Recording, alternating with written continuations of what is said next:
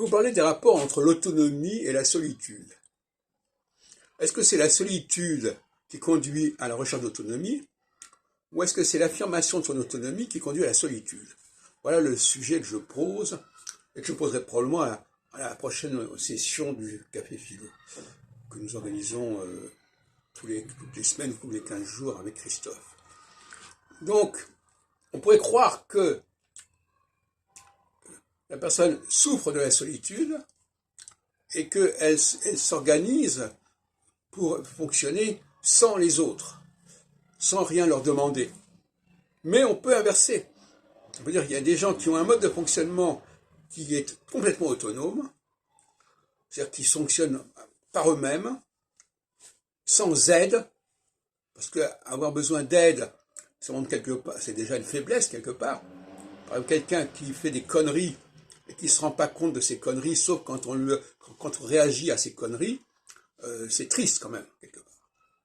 Donc il vaut mieux prévoir les conséquences de ces actes que d'attendre que les gens réagissent à nos erreurs. Donc, moi je dirais que c'est plutôt l'inverse, effectivement.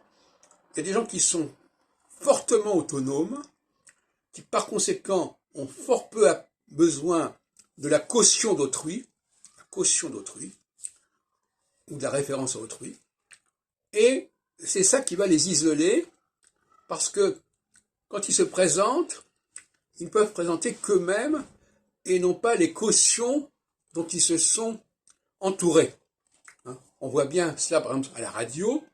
On dit toujours monsieur un tel qui a publié ceci chez tel éditeur, ceci chez tel autre éditeur, ou qui a été chargé de cours, qui est enseignant à l'université ceci ou au centre au SNR, etc.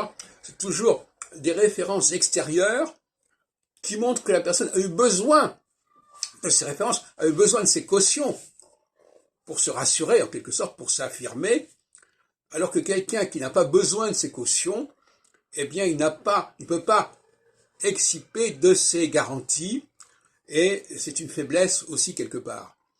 Et nous sommes actuellement à la croisée des chemins dans ce domaine-là, c'est-à-dire que les éditeurs, contrairement à ce qu'on a pu croire, continuent à jouer un rôle absolument considérable, et que les publications personnelles qu'on peut faire sur Internet ne pèsent pas lourd au niveau des médias, en tout cas. Les médias n'ont pas fait le tournant, les médias continuent à parier sur les références des éditeurs, sur les références des universités, et ils vont pas dire monsieur un tel, vous avez écrit ceci sur tel support. Non, il faut qu'il y ait le papier, il faut qu'il y ait le diplôme pour qu'on soit pris au sérieux par les médias, et notamment sur France Culture.